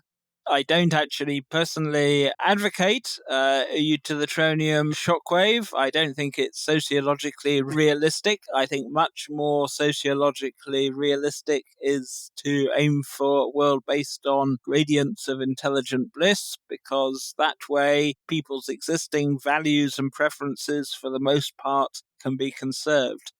But nonetheless, if one is a classical utilitarian, it's not clear one is allowed this kind of messy compromise. All right, so now that we're getting into the juicy hedonistic comparative type stuff, let's talk about how this is relevant to AI alignment and the creation of beneficial AI. I think that this is clear based off of the conversations we've had already about the ethical implications and just how prevalent identity is in our world for the functioning of society and sociology, just civilization in general. So let's limit the conversation for the moment just to AI alignment. And for this initial discussion of AI alignment, I just want to limit it to the definition of AI alignment as developing the technical process by which AIs can learn human preferences and help further express and idealize humanity. So, exploring how identity is important and meaningful for that process, 2 points I think that it's relevant for. Who are we making the AI for? Different views on identity, I think, would matter because if we assume that sufficiently powerful and integrated AI systems are likely to have consciousness or to have qualia, they're moral agents in themselves. So, who are we making the AI for? We're making new patients or subjects of morality if we ground morality on consciousness. So, from a purely egoistic point of view, the AI alignment process is just for humans. It's just to get the AI to serve us. But if we care about all sentient beings impartially and we just want to maximize conscious bliss in the world and we don't have these dualistic distinction of consciousness being self or other, we could make the AI alignment process something that is more purely altruistic, that we recognize that we're creating something that is fundamentally more morally relevant than we are, given that it may have more profound capacities for experience or not. And David, I'm also holding in my hand, I know that you're skeptical of the ability of AGI or superintelligence to be conscious. I agree that that's not solved yet, but I'm just working here with the idea, okay, maybe if they are. So I think it can change the altruism versus selfishness motivations around who we're training the AIs for. And then the second part is, why are we making the AI? Are we making it for ourselves or are we making it for the world? If we take a view from nowhere, what Andrés called a God's eye view, is this ultimately something that is for humanity or is it something ultimately for just making a better world? Personally, I feel that if the end goal is ultimate loving kindness and impartial ethical commitment to the well being of all sentient creatures in all directions, then ideally the process is something that we're doing like for the world, and that we recognize the intrinsic moral worth of the AGI and superintelligence as ultimately more morally relevant descendants of ours. So I wonder if you guys have any reactions to this. Yeah, definitely. So many. Tongue in cheek, but you just made me chuckle when you said, why are we making the AI to begin with? I think there's a case to be made that the actual reason why we're making AI is as a kind of a impressive display of fitness in order to signal our intellectual fortitude and superiority. I mean, sociologically speaking, like actually, getting an AI to do something really well, it's a way in which you can yourself signal your own intelligence. And I guess I worry to some extent that this is a bit of a tragedy of the commons, as it is the case with weapon development. You're so concerned with whether you can, and especially because the social incentives that you're going to gain status and be looked at as somebody who's really competent and smart, that you don't really stop and wonder whether you should be building this in the first place. Leaving that aside, just from a purely ethically motivated point of view, I do remember thinking and having a lot of discussions many years ago about if we can make a supercomputer experience what it's like for a human to be on MDMA, then all of a sudden that supercomputer becomes a moral patient. It actually matters. You probably shouldn't turn it off. Maybe, in fact, you should make more of them. A very important thing I'd like to say here is I think it's really important to distinguish the notion of intelligence, on the one hand, as causal power over your environment, and on the other hand, as the capacity for self insight and introspection and understanding reality. And I would say that we tend to confuse these quite a bit. I mean, especially in circles that don't take consciousness very seriously. It's usually implicitly assumed that having a superhuman ability to control your environment entails that you also have, in a sense, kind of a superhuman sense of self or a superhuman broad sense of intelligence. Whereas even if you are a functionalist, I mean, even if you believe that a digital computer can be conscious, you can make a pretty strong case that even then, it is not something automatic. It's not just that if you program the appropriate behavior, it will automatically also be conscious. A super straightforward example here is that if you have the Chinese room, if it's just a giant lookup table, clearly is not a subject of experience, even though the input output mapping might be very persuasive. There's definitely still problems there. And I think like if we aim instead towards maximizing intelligence in the broad sense, that does entail also the ability to actually understand the nature and scope of other states of consciousness. And in that sense, I think a superintelligence of that sort would be intrinsically aligned with the intrinsic values of consciousness. But there's just so many ways of making partial superintelligences that maybe are superintelligent in many ways, but not in that one in particular. And I worry about that. I sometimes give this kind of simplistic trichotomy, three conceptions of superintelligence. One, there's the kind of intelligence explosion, recursively self-improving software-based AI. Then there is the Kurzweilian scenario, complete fusion of humans and our machines. And then there is what very crudely one can call biological superintelligence, but not just rewriting our genetic source code, but also the Neuralink here is prefiguring it, essentially narrow superintelligence on a chip, so that anything that classical digital computer can do that a human or a transhuman can do. And so, yes, I see full spectrum superintelligence as our biological descendants, super sentient, able to navigate radically alien states of consciousness. And so I think, is it the question that you're asking, why are we developing narrow AI, possibly narrow AGI? Is that question the purely non-biological machine attempt at superintelligence? I'm speaking specifically from the AI alignment perspective, how you align current day systems and future systems to superintelligence and beyond with human values and preferences. And so the question born of that in the context of these questions of identity is who are we making that AI for, and like why are we making the AI? If you've got Buddha, I teach one thing and one thing only, suffering and the end of suffering, Buddha would press the off button. I would press the off button. What's the off button? Sorry, the notional, initiate a vacuum phase transition or something and obliterate Darwinian life. But when people talk about AI alignment, or most people working in the field, they are not talking about a Buddhist ethic. They have something else in mind. And in practical terms, this is not a fruitful line, the kind of Buddhist, Benatarian, negative utilitarian, suffering focused ethics. Essentially, that one wants to be kind of ratcheting up hedonic range, hedonic set points in the way that you're conserving people's existing preferences, even though their existing preferences and values are in many cases in conflict with each other. Now, how one actually implements this in a classical digital computer or a classical connectionist system or some kind of hybrid, I don't know precisely. At least one pretty famous cognitive scientist and AI theorist does propose the, the Buddhist ethic of turning the off button of the universe. Thomas Metzinger and his benevolent artificial antinatalism. I mean, yeah, actually, that's pretty interesting because he explores, the idea of an AI that truly kind of extrapolates human values and what's good for us as subject of experience. And the AI concludes what we are psychologically unable to, which is that the ethical choice is non-existence. But yeah, I mean, I think like that's, as David pointed out, implausible. I think it's much better to put our efforts in creating a super cooperator cluster that tries to recalibrate the hedonic set point so that we are animated by gradients of bliss. Sociological constraints are really, really important here. Otherwise, you risk being irrelevant. Being irrelevant, yeah, is one thing.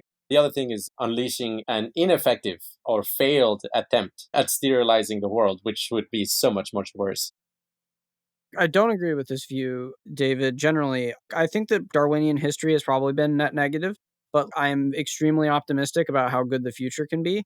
And so I think it's an open question at the end of time how much misery and suffering and positive experience there was. So I guess I would say I'm agnostic as to this question. But if we get AI alignment right and these other things, then I think that it can be extremely good. And I just want to tether this back to identity and AI alignment. I do have the strong intuition that if empty individualism is correct at an ontological level, then actually negative utilitarianism can be pretty strongly defended on the grounds that when you have a moment of intense suffering, that's the entirety of that entity's existence. And especially with eternalism, once it happened, there's nothing you can do to prevent it. There's something that seems particularly awful about allowing inherently negative experiences to just exist. That said, I think like open individualism actually may to some extent weaken that because even if the suffering was very intense, you can still imagine that if you identify with consciousness as a whole, you may be willing to undergo some bad suffering as a trade off for something much, much better in the future. This sounds completely insane if you're currently experiencing a cluster headache or something astronomically painful. But maybe from the point of view of eternity, it actually makes sense. Those are still tiny specks of experience relative to the bliss that is going to exist in the future. You can imagine Jupiter brains and Dyson spheres just in a constant ecstatic state. So I think open individualism might counterbalance some of the negative utilitarian worries and would be something that a AI would have to contemplate and might push it one way or the other. So let's go ahead and expand the definition of AI alignment. A broader way we can look at the AI alignment problem or the problem of generating beneficial AI and making future AI stuff go well, where that is understood as the project of making sure that the technical, political, social, and moral consequences of short term to superintelligence and beyond is that, like, as we go through all of that, that is a beneficial process. Thinking about identity in that process, we were talking about how strong nationalism or strong identity or identification with regards to a nation state is a form of identity construction that people do. The nation or the country becomes part of self. One of the problems of the AI alignment problem is arms racing between countries, and so taking shortcuts on safety. I'm not trying to propose clear answers or solutions here. It's unclear how successful an intervention here could even be. But these views on identity and how much nationalism shifts or not, I think, feed into how difficult or not the problem will be. The point of game theory becomes very, very important in that, yes, you do want to help other people who are also trying to improve the well-being of all consciousness. On the other hand, if there's a way to fake caring about the entirety of consciousness, that is a problem, because then you would be using resources on people who would hoard them, or even worse, wrestle the power away from you so that they can focus on their narrow sense of identity. In that sense, I think having technologies in order to set particular phenomenal experiences of identity, as well as to be able to detect them, might be super important. But above all, and I mean, this is definitely my area of research, having a way of objectively quantifying how good or bad a state of consciousness is based on the activity of a nervous system seems to me like an extraordinarily key component for any kind of a serious AI alignment. If you're actually trying to prevent bad scenarios in the future, you've got to have a principled way of knowing whether the outcome is bad, or at the very least, knowing whether the outcome is terrible. The aligned AI should be able to grasp that a certain state of consciousness, even if nobody has experienced it before, will be really bad and it should be avoided. That tends to be the lens through which I see this. In terms of improving people's internal self-consistency, as David pointed out, I think it's kind of pointless to try to satisfy a lot of people's preferences, such as having their favorite sports team win, because there's really just no way of satisfying everybody's preferences. In the realm of psychology is where a lot of these interventions would happen. You can't expect an AI to be aligned with you if you yourself are not aligned with yourself, right? If you have all of these strange, psychotic, competing subagents. So it seems like part of the process is going to be developing techniques to become more consistent so that we can actually be helped. In terms of risks this century, I mean, nationalism has been responsible for most of the wars of the past 2 centuries, and nationalism is highly likely to lead to catastrophic war this century. And the underlying global catastrophic risk, I don't think, is AI. It's male human primates doing what male human primates do, as designed by evolution. To fight, to compete, to wage war, and even vegan pacifists like me, how do we spend our leisure time playing violent video games? I mean, there are technical ways one can envisage mitigating the risk. I mean, it's perhaps unduly optimistic, aiming for all-female governance or aiming for a democratically accountable world state under the auspices of the United Nations. But I think unless one actually does have somebody with a monopoly on the use of force, that essentially we are going to have cataclysmic nuclear war this century. It's highly likely. I think we're sleepwalking our way towards disaster, that it's more intellectually exciting and interesting discussing exotic risk, from AI that goes foom or something like that. But there is much more mundane catastrophes that are, I suspect, going to unfold this century. All right. So, getting into this other part here about AI alignment and beneficial AI throughout this next century, there's a lot of different things that increased intelligence and capacity and power over the world is going to enable. There's going to be human biological species divergence via AI enabled bioengineering.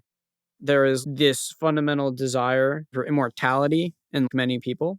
And the drive towards superintelligence and beyond for some people promises immortality. I think that in terms of closed individualism here, closed individualism is extremely motivating for this extreme self-concern and desire for immortality. There are people currently today who are investing in, say, like cryonics because they want to freeze themselves and make it long enough so that they can somehow become immortal, very clearly influenced by their ideas of identity. As you all know, Harari was saying on our last podcast, it subverts many of the classic liberal myths that we have about the same intrinsic worth across all people. And then if you add humans 2.0 or 3.0 or 4.0 into the mixture, it's going to subvert that even more. So there are important questions of identity there, I think. With sufficiently advanced superintelligence, people flirt with the idea of being uploaded.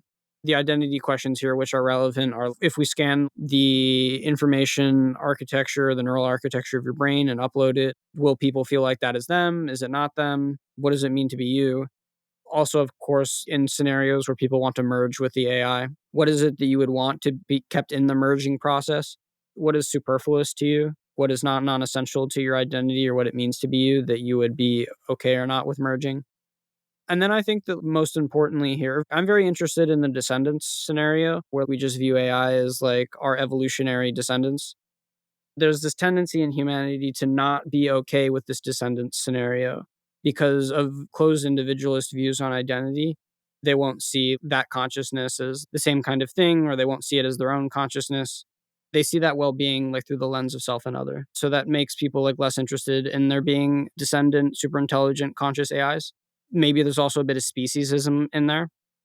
I wonder if you guys want to have any reactions to identity in any of these processes. Again, they are human biological species divergence via AI enabled bioengineering, immortality, uploads, merging, or the descendants scenario.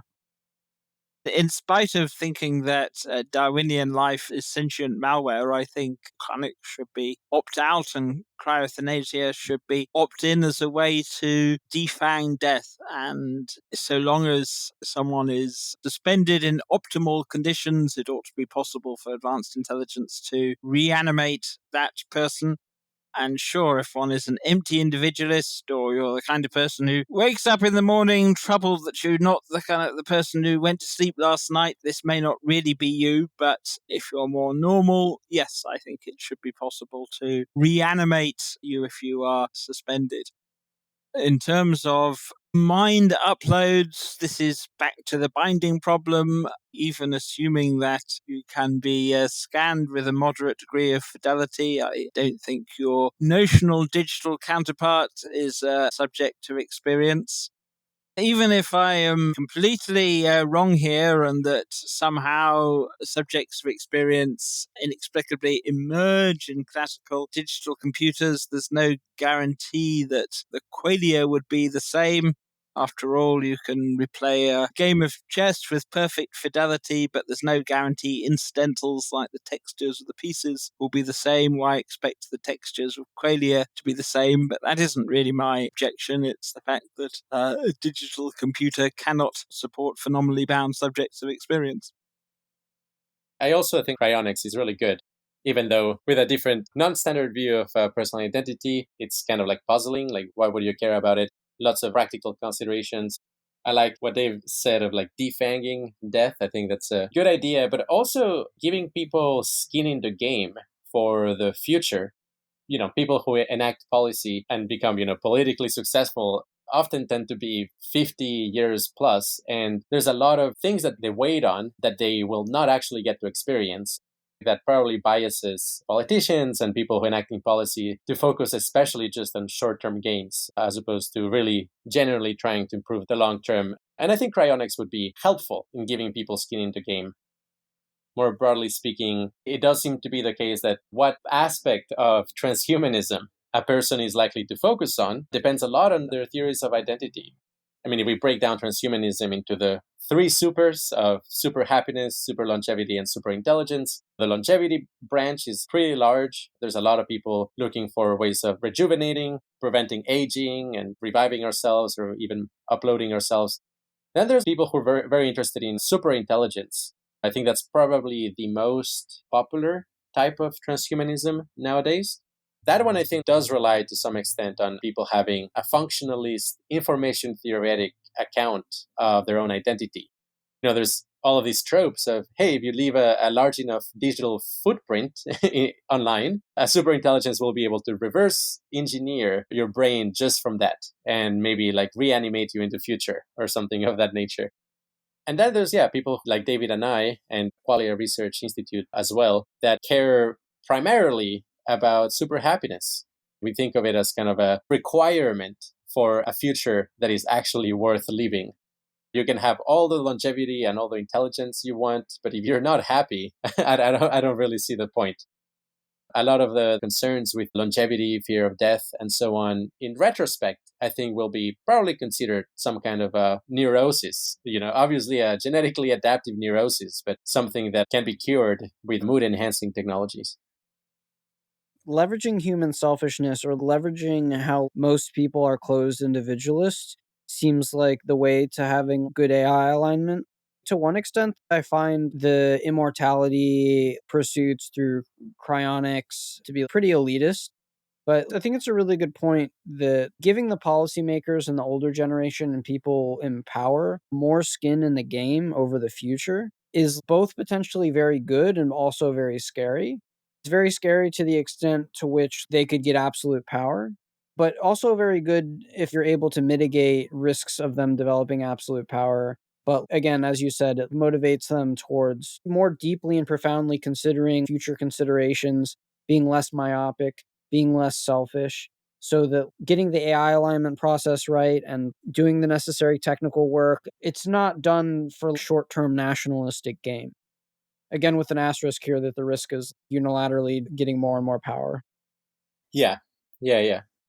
Also, without cryonics, another way to increase skin in the game may be more straightforwardly positive. Bliss technologies do that. A lot of people who are depressed or nihilistic or vengeful or misanthropic, they don't really care about destroying the world or watching it burn, so to speak, because they don't have anything to lose.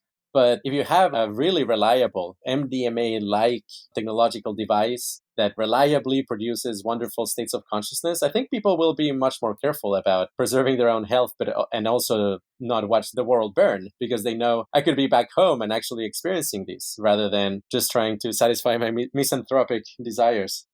Yeah, so the happiest people I know work in the field of existential risk.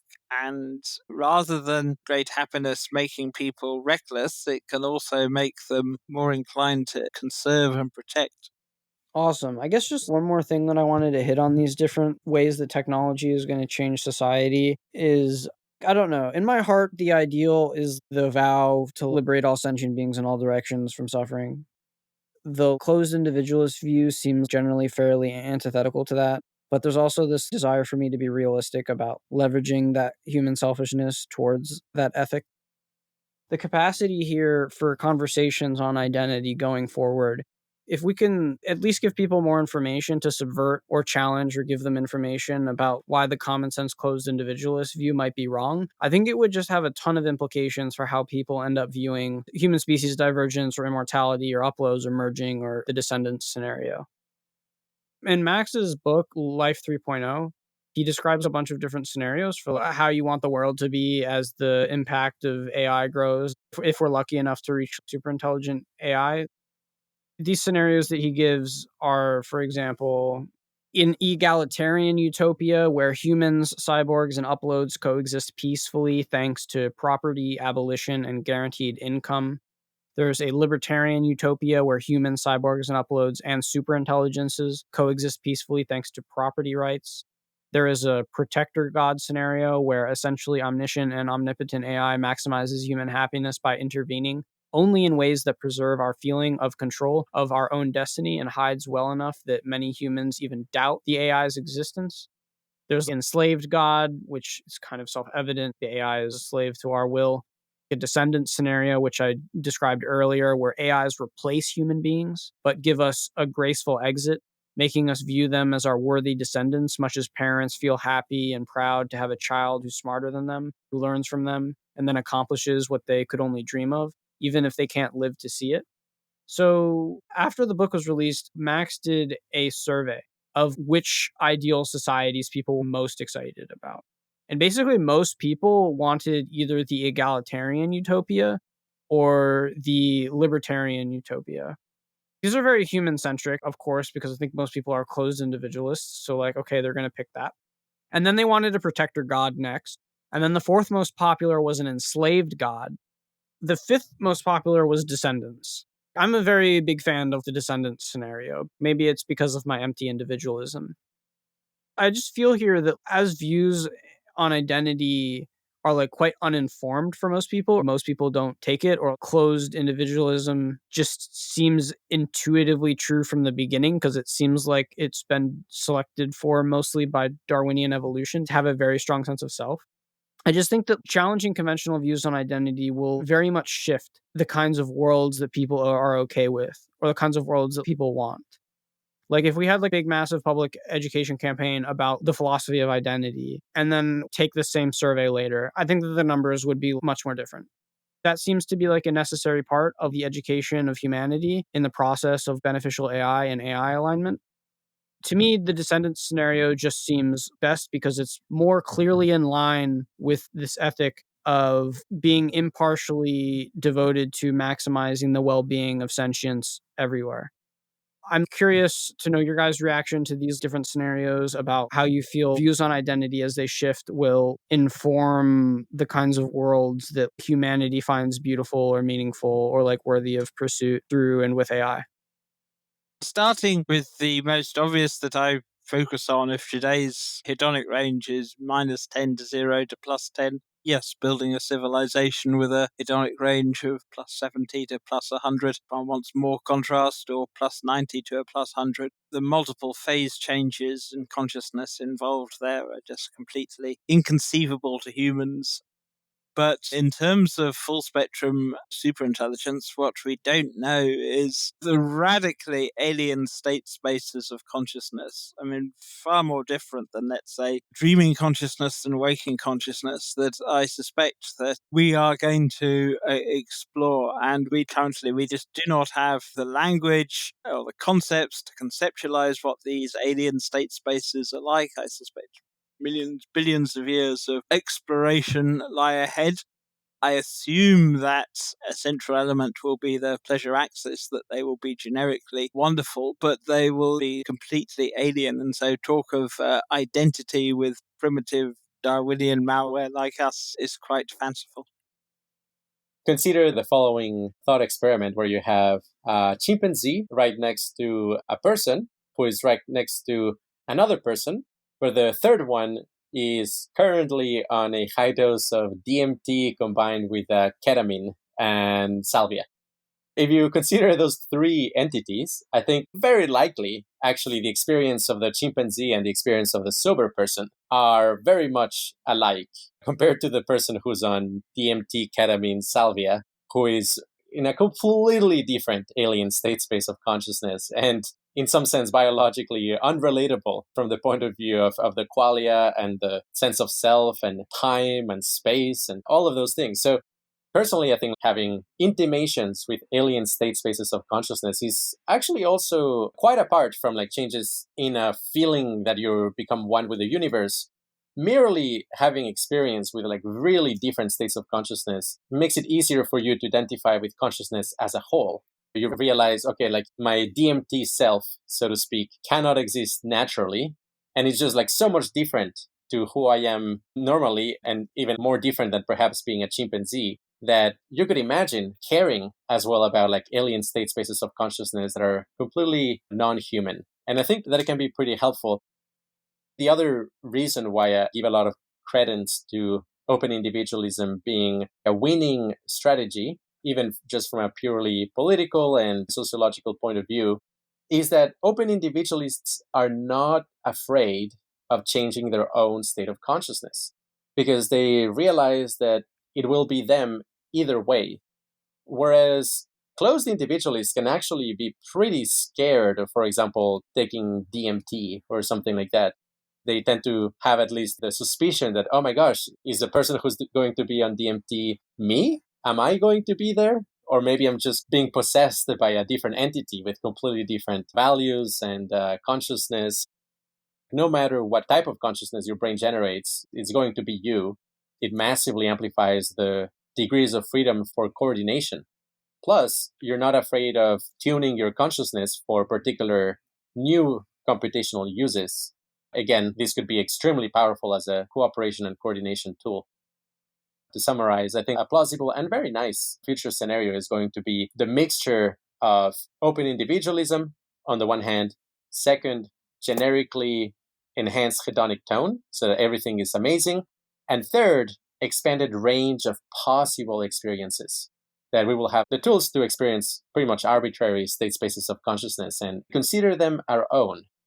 The descendant scenario, I think it's much easier to imagine thinking of the new entities as your offspring if you can at least know what they feel like. You know, if you can take a drug or something and know, okay, this is what it's like to be a post human android. I like it. This is wonderful. It's better than being a human. That would make it plausible. Wonderful. So this last question is just the role of identity in the AI itself or the superintelligence itself as it experiences the world. the ethical implications of those identity models, etc. There is the question of identity now, and if we get aligned superintelligence and post-human superintelligence and we have Jupiter brains or Dyson spheres or whatever, there's the question of identity evolving in that system. We are very much creating life 3.0, and there is a substantive question of what kind of identity views it will take, what its phenomenal experience of self or not will have.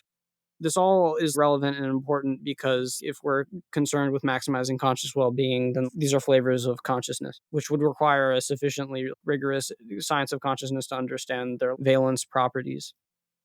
I mean, I think it's a really, really good thing to think about. The overall frame I tend to utilize to analyze these kind of questions is I wrote an article, you can find it in Quality Computing, that it's called Consciousness versus Replicators.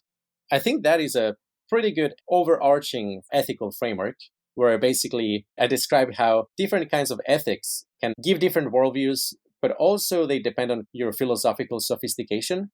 The very beginning, you have like ethics such as the battle between good and evil. But then you start introspecting on like, okay, what is evil exactly? And you realize that nobody sets out to do evil from the very beginning. Usually they actually have motivations that make sense within their own experience. Then you shift towards this other theory that's called the balance between good and evil, super common in Eastern religions.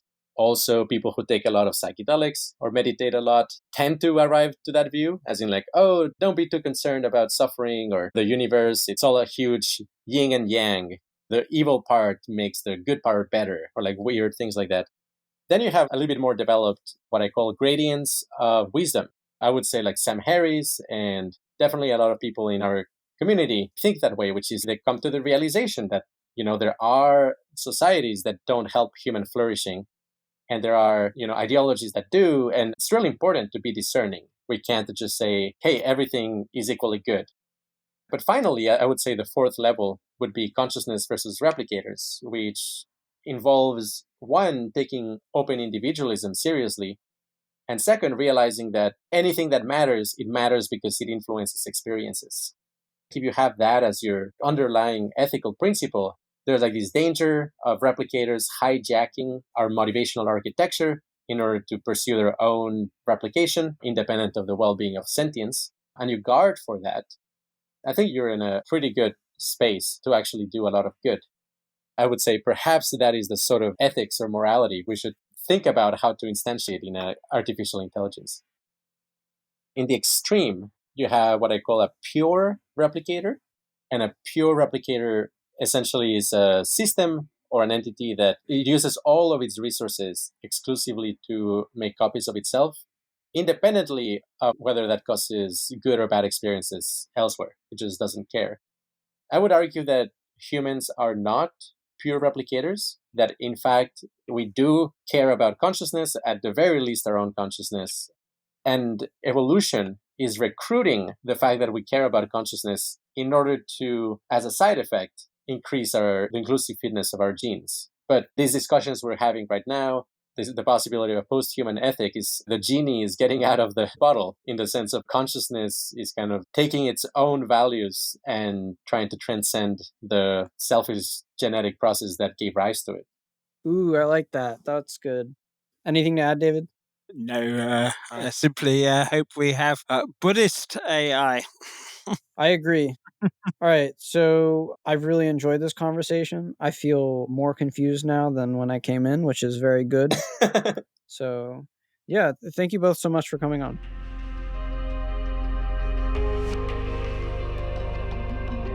If you enjoyed this podcast, please subscribe, give it a like, or share it on your preferred social media platform. We'll be back again soon with another episode in the AI Alignment series.